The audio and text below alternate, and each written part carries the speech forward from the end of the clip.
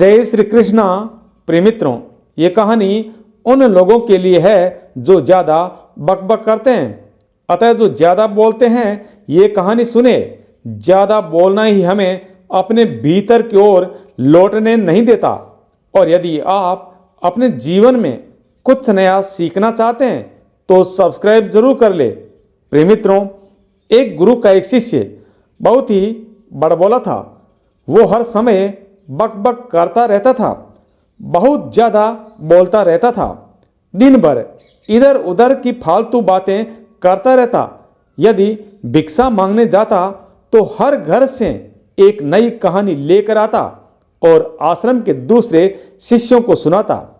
एक शिष्य की दूसरे शिष्य से हमेशा बुराई करता, चुगली करता और दूसरों के सामने स्वयं अच्छा बनने का प्रयास करता। अपने मुख से खुद की ही तारीफ करता एवं हमेशा गुरु के सामने खुद को बुद्धिमान और सबसे उत्तम शिष्य साबित करने का प्रयास करता। वो खुद को सभी शिष्यों से अलग एवं श्रेष्ठ मानता था। वो हमेशा यही कहता, मैं एक रईस खानदान का एक अमीर घर का लड़का हूँ। अगर मैं चाहता तो एक आरामदायक एवं सुख सुविधाओं से भरा जीवन जी सकता था, परंतु मैं वो सब छोड़कर यहाँ आ गया क्योंकि मुझे सत्य की खोज करनी है, स्वयं को जानना है, जीवन को जानना है। इसलिए मेरा त्याग तुम सबसे बड़ा है। एक दिन गुरु ने आश्रम के सभी शिष्यों को बुलाकर कहा, आप सभी को अगले 1 माह के लिए कोई ना कोई संकल्प लेना है। इससे आपकी संकल्प शक्ति दृढ़ होगी और आप में आत्मशक्ति का संचार होगा।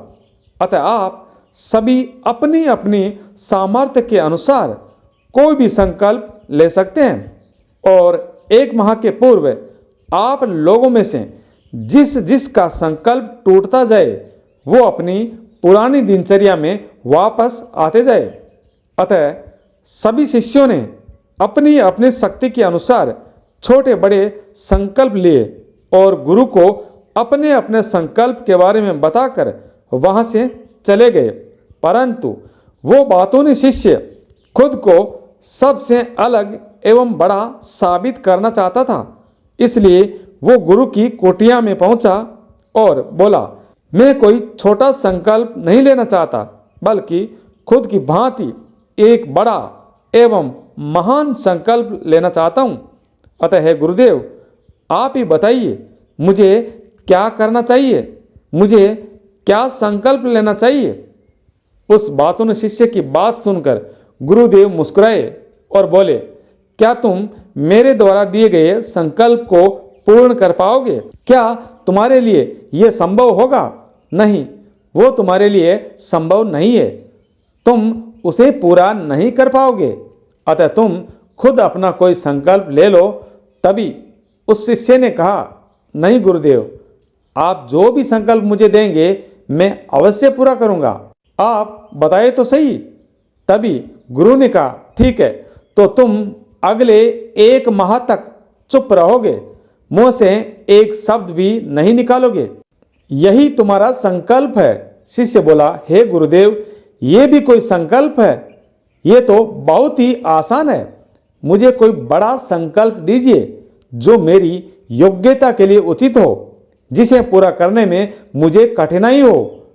तब गुरु ने कहा, पहले तुम इस संकल्प को तो पूरा करके दिखाओ। और शिष्य ने गुरु की बात मान ली और वो उसी समय चुप हो गया और वहां से बाहर चला गया। उसे चुप रहना बहुत आसान लग रहा था और उसने एक दिन तो जैसे तैसे करके चुप रहकर बिता लिया, परंतु दूसरे दिन से उसके मन में ना बोलने से बोझ बढ़ने लगा।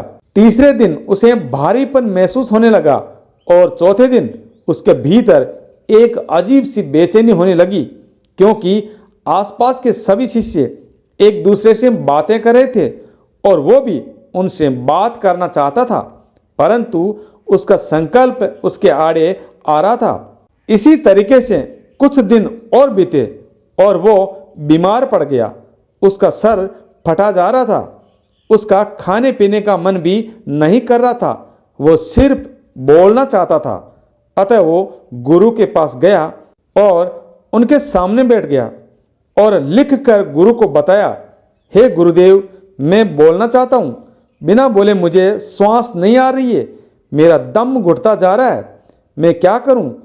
क्या मैं संकल्प तोड़ सकता हूँ? ये पढ़कर गुरुदेव मुस्कुराए और बोले, संकल्प तो तुम तोड़ सकते हो, परंतु जो अपने संकल्प को पूरा कर लेता है वही अपनी आंतरिक शक्ति को बढ़ा पाता है, और जो अपनी आंतरिक शक्ति को बढ़ा लेता है वो मनुष्य समझ एवं जागृति की राह पर आगे निकल जाता है।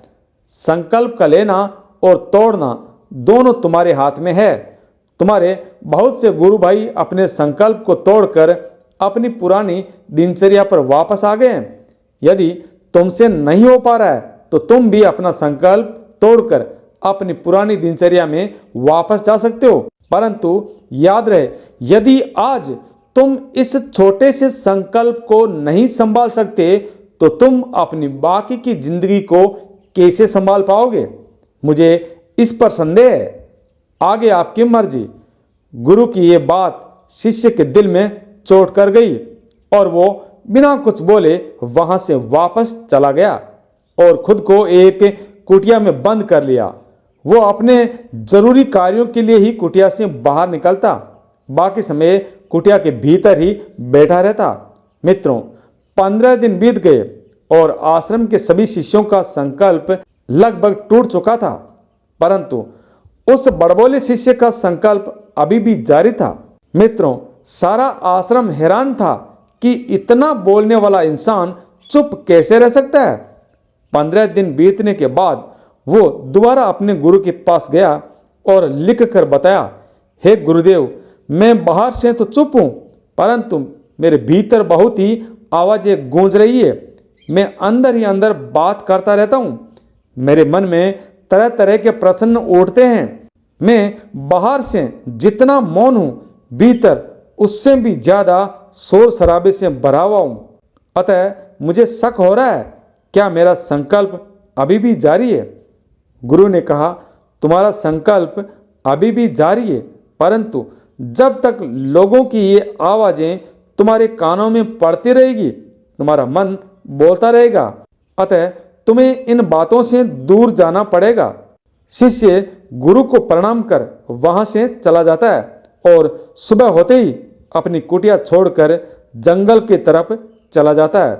मित्रों, कई दिन बीत जाते हैं, संकल्प का समय ही पूरा हो जाता है, लेकिन वो शिष्य लौट कर नहीं आता है।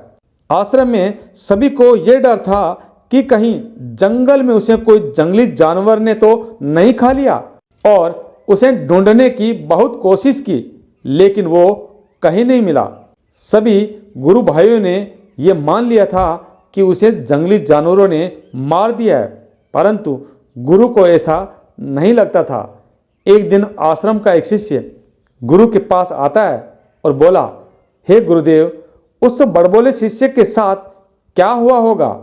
गुरु ने कहा, हो सकता है उसे जानवरों ने अपना शिकार बना लिया हो, परंतु उसके ना लौटने की एक वजह यह भी हो सकती है, शायद उसे वो मिल गया जिसके लिए वो गया था। शिष्य ने कहा, हे गुरुदेव, क्या ज्यादा बोलना इतना अधिक हानिकारक होता है?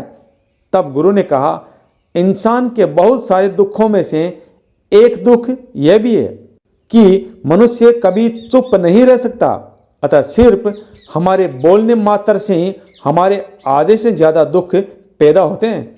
परिवार में अधिकतर झगड़ों की वजह हमारा बेमतलब बोलना ही तो होता है। हम में से कोई भी चुप नहीं रह सकता। हमारे मन में जो भी बात आती है, हम बस अपने सामने वाले को सुना देना चाहते हैं। आखिर ये कहाँ तक उचित है, क्योंकि दूसरे मनुष्य भी तो यही कर रहे हैं, और इस प्रकार सब एक दूसरे की सड़ी गली फालतू बातों को ग्रहण कर लेते हैं और समय अनुसार इन बातों को पलटते रहते हैं और एक दूसरे को बोलते रहते हैं। इस प्रकार से सुनने और सुनाने का काम जीवन भर चलता रहता है, परंतु इस नासमझी में हम अपना अमूल्य समय खो देते हैं, अपनी समझ और वो महत्वपूर्ण कीमती पल जो जिए जा सकते हैं, जिनको अनुभव किया जा सकता है, जिनमें आनंद को प्राप्त किया जा सकता है। परंतु फालतू बोलने में हमें मिलता क्या है? कुछ नहीं, सब व्यर्थ और बर्बाद हो जाता है। लेकिन इस पागलपन में हमने क्या खो दिया, इसका अनुभव संसार में कुछ ही लोगों को हो पाता है।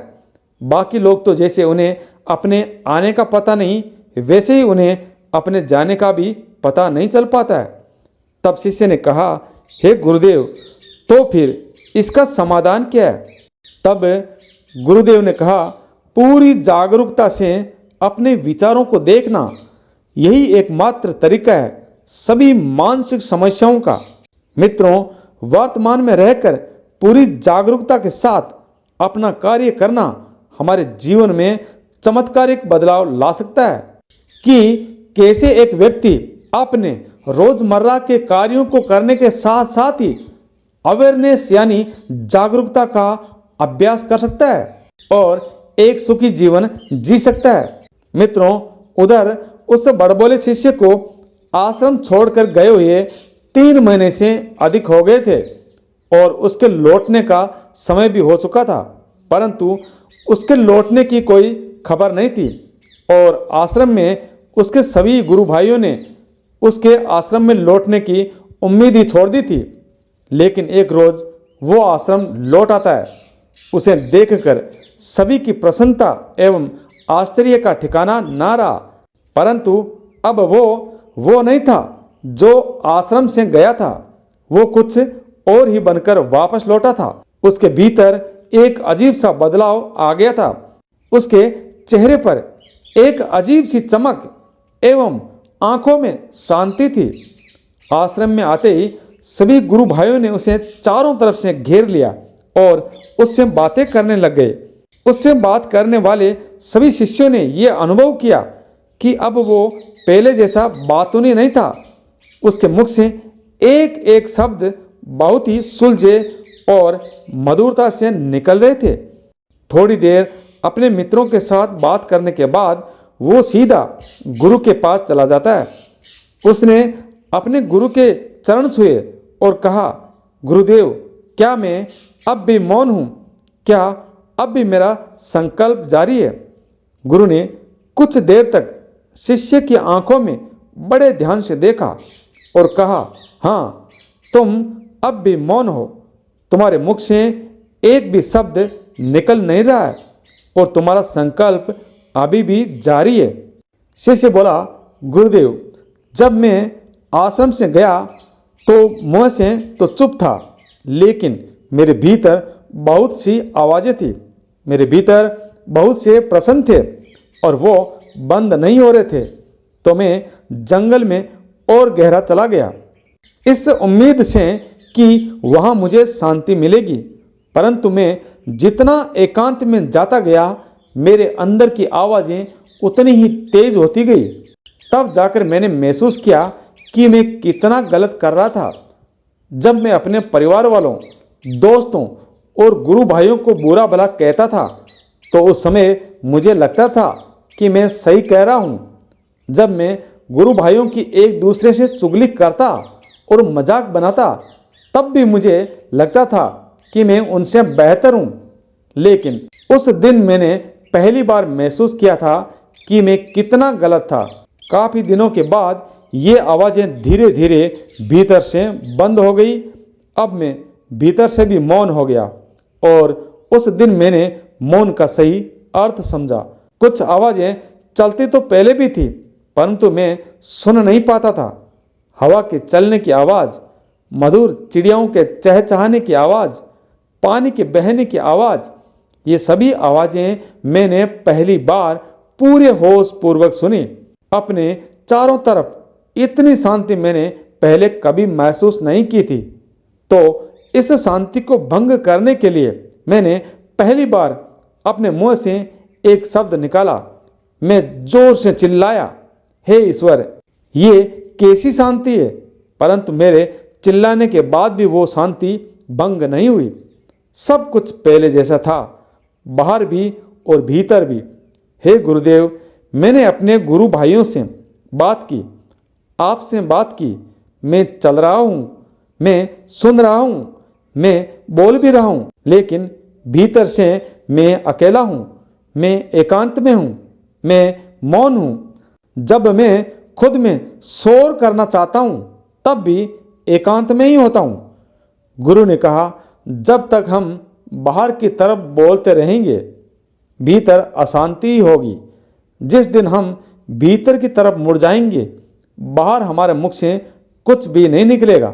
हम शांति रहेंगे, क्योंकि संसार की जितनी भी बुराइयां हैं ज़्यादातर हमारे बोलने से ही उत्पन्न होती है। हम चुप नहीं रहना चाहते, जरूरत से ज़्यादा बोलते हैं, जरूरत से ज़्यादा बातें करते रहते हैं। अतः हमारी सारी ऊर्जा इस व्यर्थ के बोलने में बर्बाद हो जाती है। संसार के सभी झगड़ों का कारण हमारा बोलना ही तो है। अतः जितना जरूरी हो उतना ही बोलना चाहिए, और ये बोलना ही हमें भीतर की ओर लौटने नहीं देता। अतः यदि भीतर की खोज करनी है तो हमेशा शांत एवं चुप रहना ही उचित है। इसलिए जितने भी ज्ञानी बौद्ध महापुरुष हुए थे वो एकांत की तरफ भागे ताकि बोलना व सुनना ना पड़े। लेकिन यदि कोई चाहे तो संसार में रहकर भी एकांत में रह सकता है।